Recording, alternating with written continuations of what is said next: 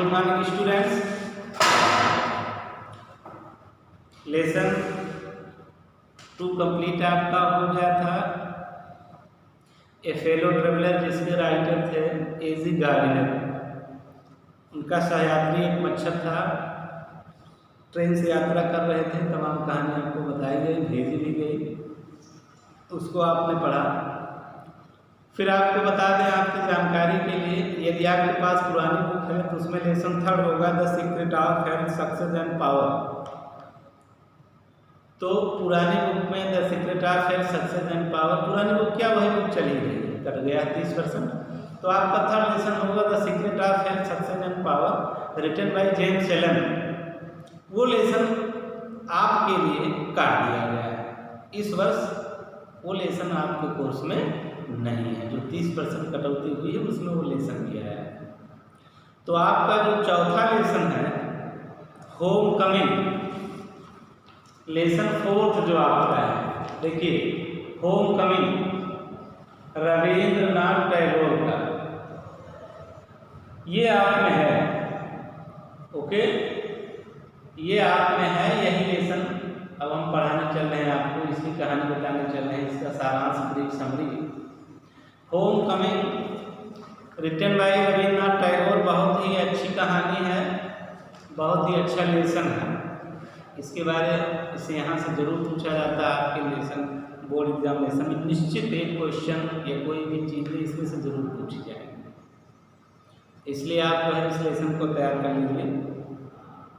ये home coming जो lesson है रविंद्रनाथ टैगोर की एक कहानी है। कहानी क्या हम आपको बता दें, ये कहानी एक छोटे से बालक के ऊपर है जिसका नाम रहता है फतिक चक्रवर्ती। उस बालक का क्या नाम है? फतिक चक्रवर्ती। उस बालक के परिवार में 3 ही लोग रहते हैं। फतिक चक्रवर्ती के पिता का देहांत हो चुका है, उसके घर में फटिक रहता है, बड़ा लड़का है, उसकी माँ रहती है और उसका एक छोटा भाई है माखन, वो रहता है। ये 3 लोग उस परिवार में रहते हैं।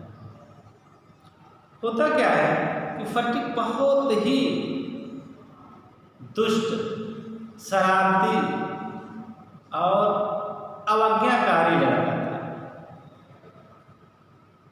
He was the gang leader of the village boys.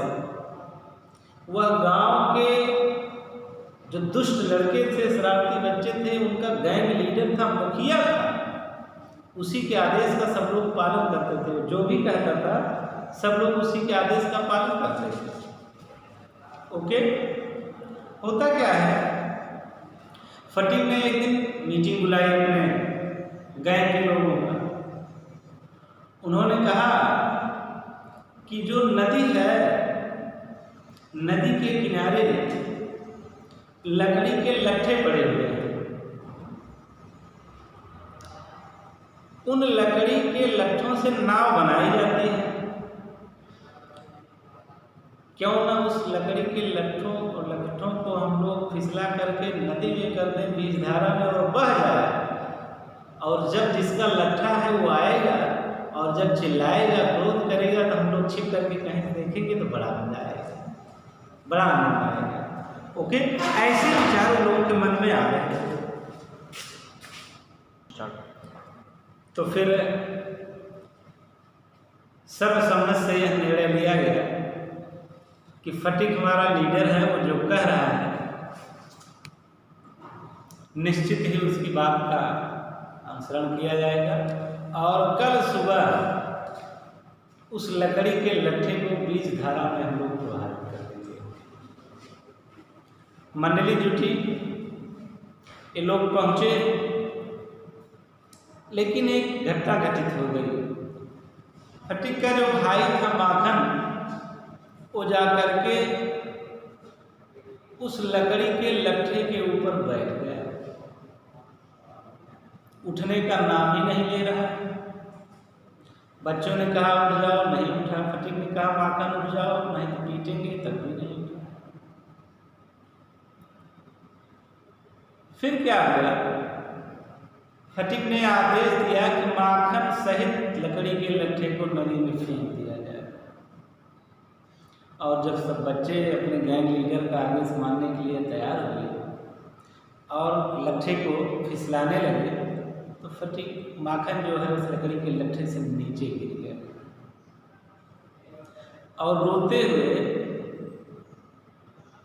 दौड़ करके गया, फटिक को थप्पड़ मार दिया। फटिक ने भी माखन को पीटा। माखन रोता हुआ तुरंत अपने घर अपनी माँ के पास आया। उसने बताया कि फटिक ने ऐसे ऐसे कर दिया।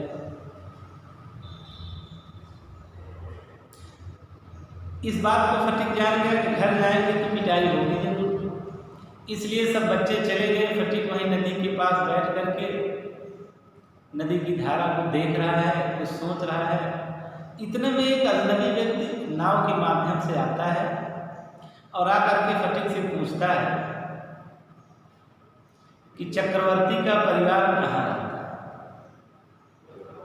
तो फटिक ने बिना किसी तरफ इशारा किए हुए, उसकी दुष्टता देखी, वो बिना किसी तरफ इशारा किए हुए कहता है वहाँ रहता है। अगर कहता है कि वहाँ रहता है, वहाँ रहता है, वहाँ रहता है, तो वो जो अजनबी व्यक्ति था वो समझ जाता है कि नहीं इधर रहता है या इधर रहता है। सिर्फ वो कह रहा उसको अजनबी को देखते हुए वहाँ रहता है। अब उसके समझ में नहीं आया कि चक्रवर्ती परिवार रहता कहाँ है।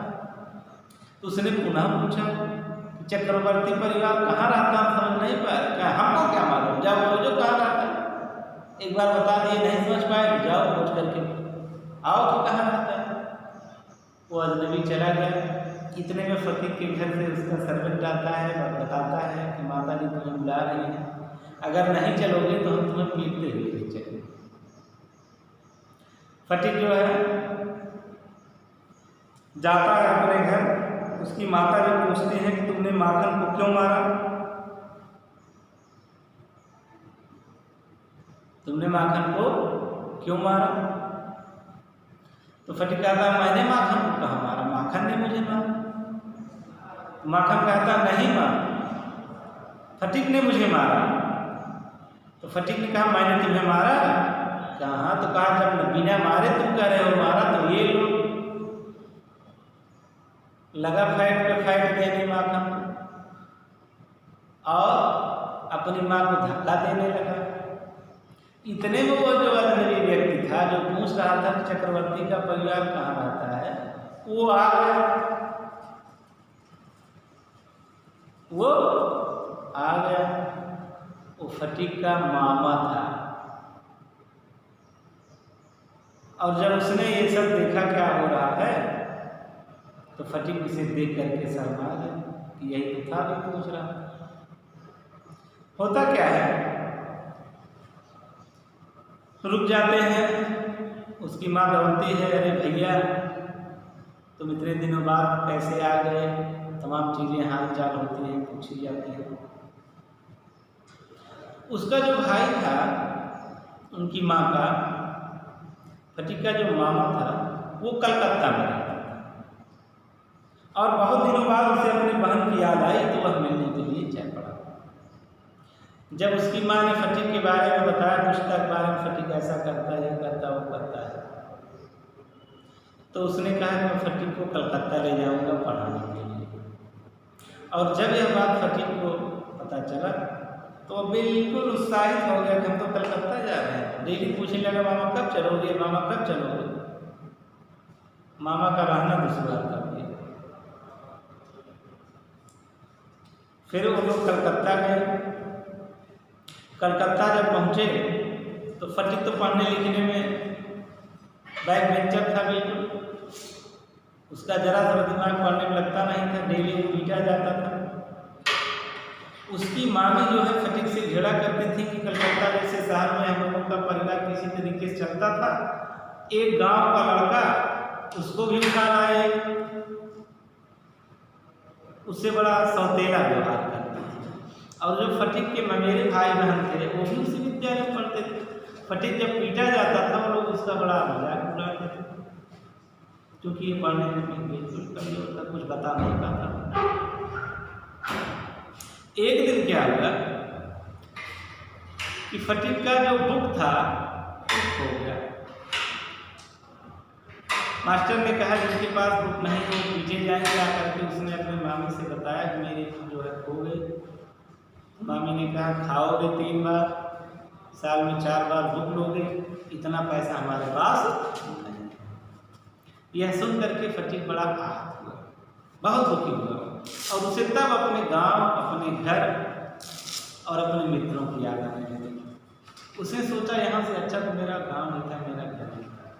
वो दीवारों, चारों तरफ दीवार में कैद हो चुका था कंपाउंड में, और गांव का खुला वातावरण उसे पसंद था। उसने क्या किया, निर्णय लिया। उसने अपने मामा से कहा कि अब आप मुझे घर कब पहुंचाएंगे। उसके मामा ने कहा कि विद्यालय बंद हो जाएगा, छुट्टियां आ जाएंगी तो हम आपको ले चल के छोड़ देंगे। फटीक इतना परेशान हो गया, डिस्टर्ब हो गया कि उस रात उसे बहुत तेज बुखार हुआ,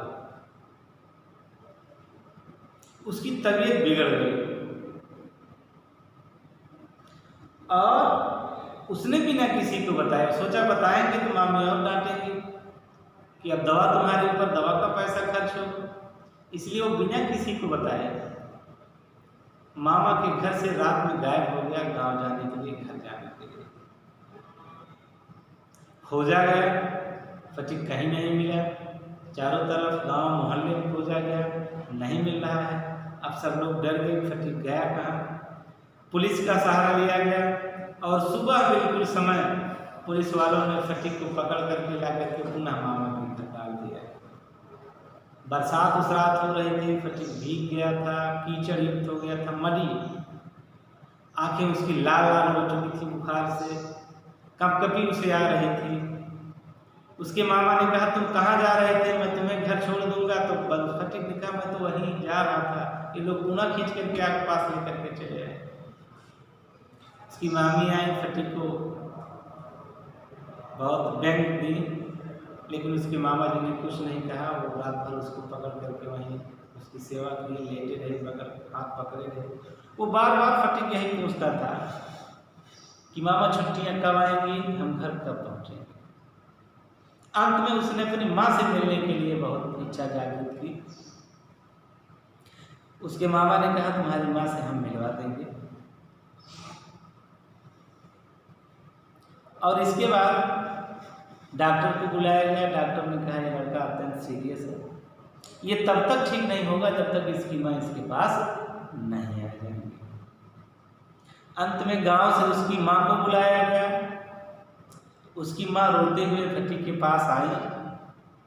वह बिल्कुल, फटीक उस समय बिल्कुल मृत्यु के निकट था, सन्निकट था मृत्यु के। उसके आखिरी शब्द थे माँ छुट्टियां आ गई क्या, माँ तुम चली आई मेरे पास, छुट्टियां आ गई क्या। ऐसा कह करके दोनों लोग आपस में लिपट करके रोने लगे। ये कहानी रविन्द्रनाथ टैगोर की है। एक बालक जो 14 वर्ष से नीचे का होता है, उसको अपना घर, अपना परिवार, अपनी माँ सबसे प्रिय होता है।